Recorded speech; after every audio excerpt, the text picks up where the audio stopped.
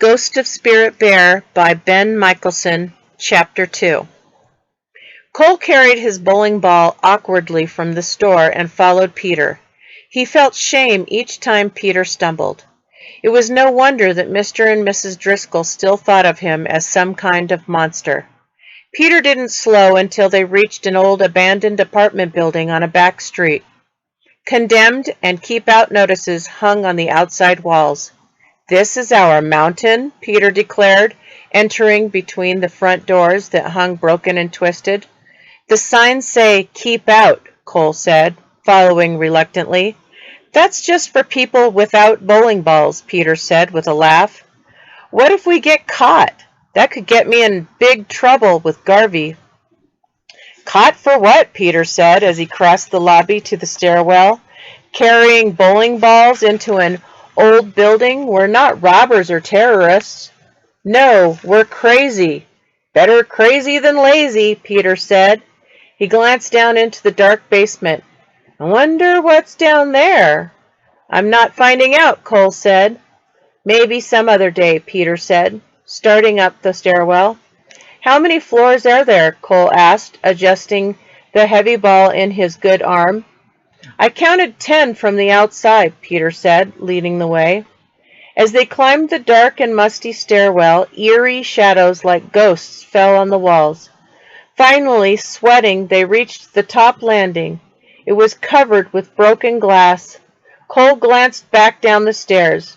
"We didn't take much time to think about our ancestors coming up." "We'll do that tomorrow," Peter promised. "Let's roll our anger away now and get out of here." Cole hesitated. "If we roll these balls down the steps, it's gonna wreck something." "You can't wreck an old building that's already wrecked," Peter argued. "What do you want to do? Drop them out the window instead?" "That's even worse. What if we hit someone?" "You chicken," Peter said, walking over to a broken window. "It's just an empty lot. Nobody's down there."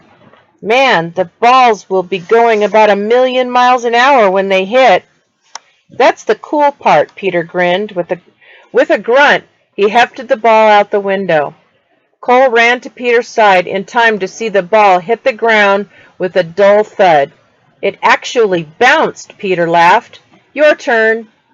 "You're certified nuts," Cole said, shoving his own ball out the window. "Let's get out of here." Quickly he turned and rushed down the stairs, not waiting to watch his ball hit. As he ran out the front door, Cole half expected to see police cars waiting for them. "Let's go get the balls," Peter said, heading around the building. Cole followed, surprised to find the bowling balls had not broken apart. Depressions in the hard ground marked where each had landed. Cole picked up his ball and headed for the street. "I'm getting out of here," he said. "Let's just leave the balls here," Peter said. "Why carry them back and forth each day?" Reluctantly, Cole agreed to go back inside where they set the bowling balls under the stairwell. "Okay, now, let's get out of here," Cole said. "This place gives me the creeps." "Tomorrow, we'll think about our ancestors and close our eyes to imagine our anger falling away," Peter said as they walked toward home. "So what time do you want to meet at the grocery store in the morning?"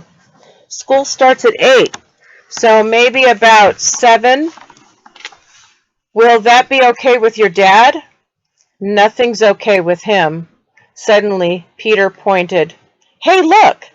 Half a block ahead, Cole saw a flash of white disappear around the side of a building. He glanced at Peter in astonishment. It looked like a spirit bear. Peter nodded in disbelief. Both boys broke into a run. In seconds, they rounded the corner, but all they found was an old homeless man standing beside a shopping cart stacked with junk. His beard was chopped as if it had been trimmed with a knife, and even in the warm fall air, he had a ragged white blanket draped over his shoulders.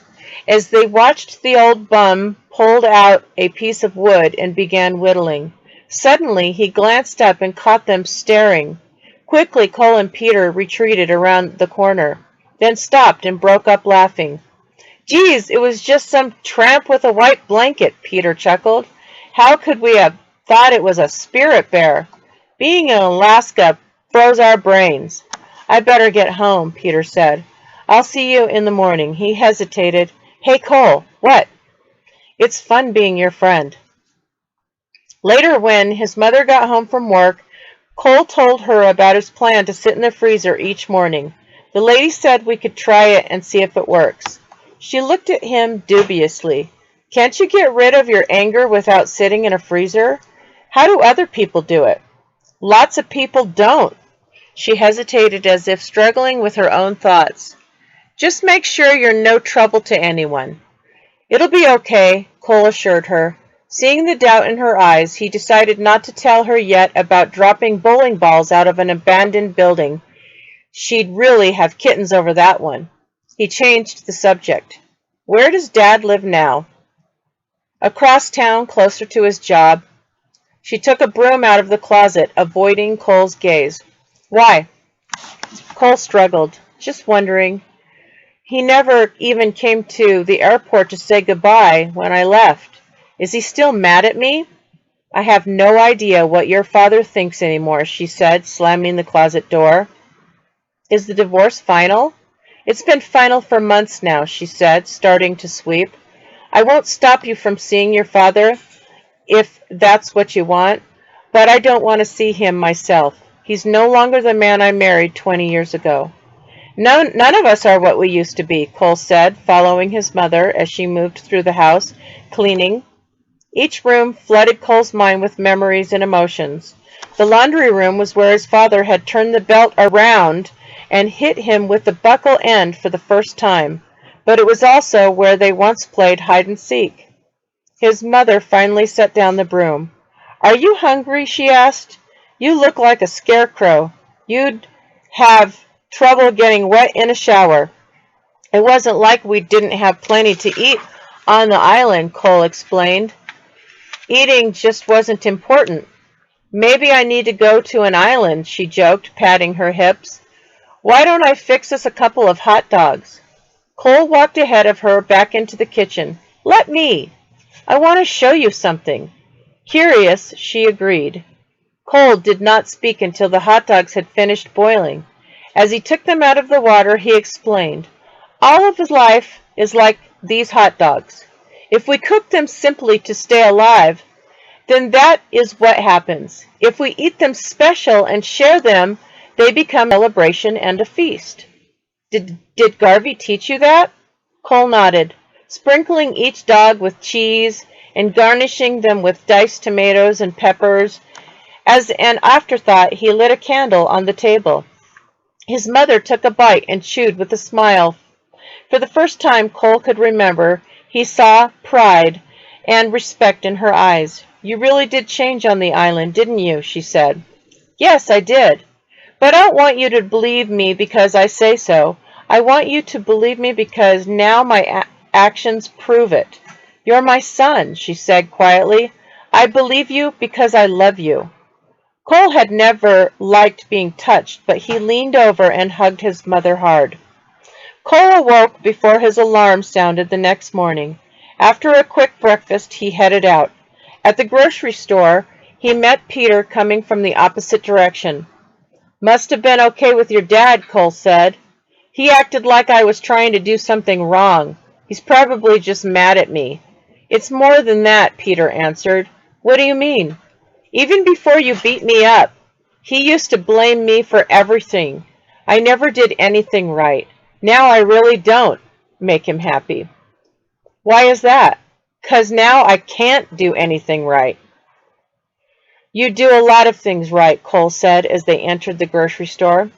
You boys are plenty early. I just got here myself, Betty, the dairy manager said, greeting them. You sure this is okay? Cole asked. Hey, nobody else is waiting to sit in the freezer. Don't give me a chance to change my mind. The door to the cold room was heavy with brass handles like a bank vault's. The handles allowed the door to be opened from both sides.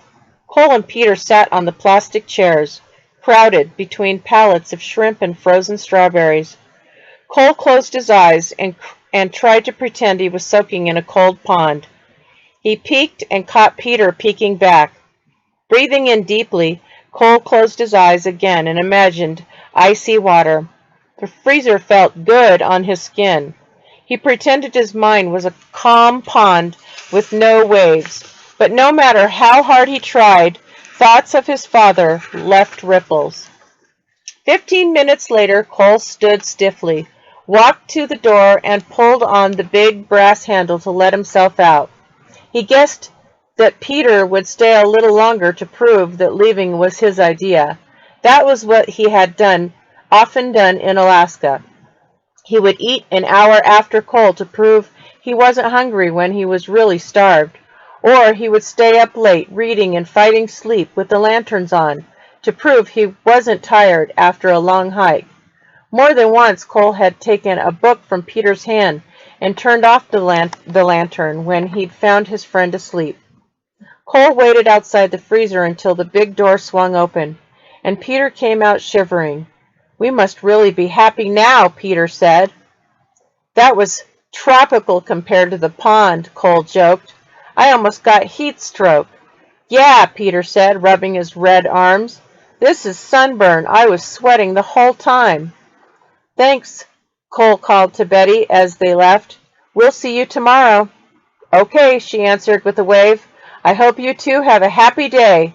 Maybe we would have more world peace if we put all of the world leaders in a big freezer each morning." "Maybe," Cole allowed. As they walked the half-mile to school, Peter seemed lost in thought. "Do you really think dropping bowling balls and sitting in a freezer will help us?" he asked suddenly. "I don't know. Maybe we should carve totems again, or try dancing like on the island. We could just go to a school dance." Cole shook his head. "That's not the same." Peter agreed. If we danced here like we did on the island, they'd think we were crazy. Remember how you used to run around with your arms out like an eagle? That wasn't as funny as when you used to jump straight up with your chest out like a breaching whale. "At least we danced to show what we had learned from the animals," Peter said. "Here they just dance to act cool." Cole and Peter were still talking about the island as they reached the front lawn of the school. Suddenly a loud voice behind them shouted, "Hey, look, it's the Psycho and the Gimp!"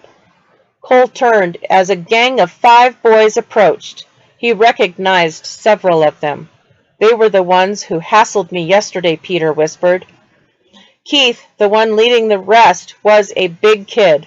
Cole remembered kicking his butt in a fight or two years earlier. Why don't you guys just leave us alone?" Peter said. Why don't you just shut your face, retard?" Keith said, giving Peter a shove. "We don't like gimps." Fear showed in Peter's eyes, and Cole stepped forward. "We haven't done anything to you. Leave Peter alone," he said, his hands tightening into fists. "Oh, so now you're telling us what to do?" said Eddie, a shorter boy with tight curly hair. "Bad mistake." Eddie shoved Peter and sent him sprawling to the ground. Cole's heart pounded fast, and his face felt hot. He tried to stay calm, but nothing could control what he was feeling. All his life he had been made to feel helpless. Now, seeing the bullies hurt his defenseless friend, Cole's anger exploded. "Your mistake, Eddie," he said, giving the boy a sudden shove that knocked him to the ground beside Peter. "Don't fight!" Peter screamed. "Let them beat me up." Keith turned and punched Cole hard in the stomach. Cole swung back viciously with all his might, catching Keith's face. As he swung a second time, a shrill whistle sounded. The football coach came running across the lawn. "Every one of you to the principal's office," he shouted. At first, nobody moved. "Now!" the coach bellowed. As Cole helped Peter to his feet, he turned. "Coach," he pleaded, "I was only trying to—" "Save your excuses," the coach snapped.